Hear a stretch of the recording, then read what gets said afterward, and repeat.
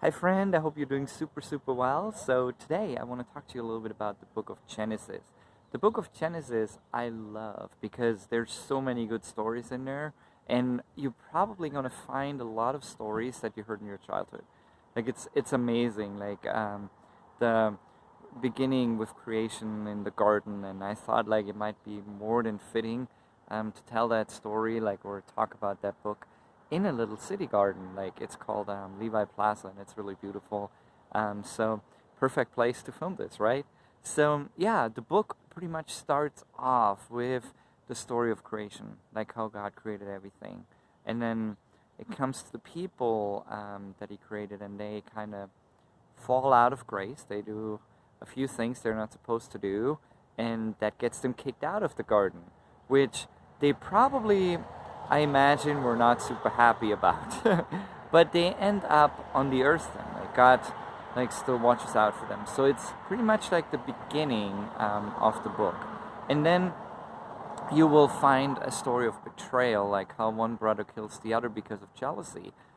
It's kind of really sad, like, to read that. But yeah, and then you keep reading and reading, and people keep moving away further and further from God. Like, they're kind of living their own ways or doing their own things, but don't necessarily connect with God in a deep way. And then all those things are happening, like, like the flood is happening. Then we hear about Noah's Ark, like how God really saves His people, and it's amazing to see, like, even in those hard times, like, God is there and is changing things and brings hope to people, and saves people. Like, it's really amazing to read.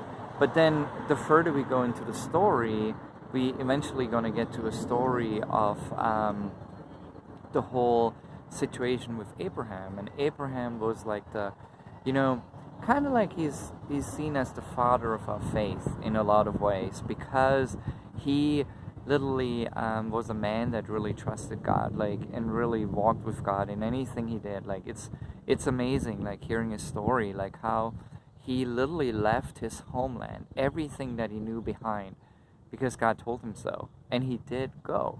Like, and he ends up in this other country, and in this other country, like, he pretty much doesn't know anyone, right? Like, if you go to a new country and you're new and, like, you don't know anyone, it can be really challenging. But Abraham did that, and so that's why I think, like, one of the reasons why we call him the father of our faith, because he really followed God's heart. And then God made him a promise and said He's going to build His people, like, He's going to make a nation out of him. And the interesting thing is that promise was made in a point where he didn't have any children. And how do you want to build a big nation out of a person if you don't have any children, right? That's kind of like foundational. So, but Abraham still believed. Like, he had his little hiccups and his little issues and messed up sometimes, but he believed. Like, he didn't give up. Like, he kept going. And it's amazing to see that, like, how he just trusted God. And then after, like, a while, he actually ends up having a son, and the son is like kind of like his promise in a sense, right? But then what happens? God says, I want you to sacrifice your son. Okay, now think about it. Like, there's a promise that just became more of a possibility, right? And now you're pretty much, like, supposed to kill that promise again. What would you do?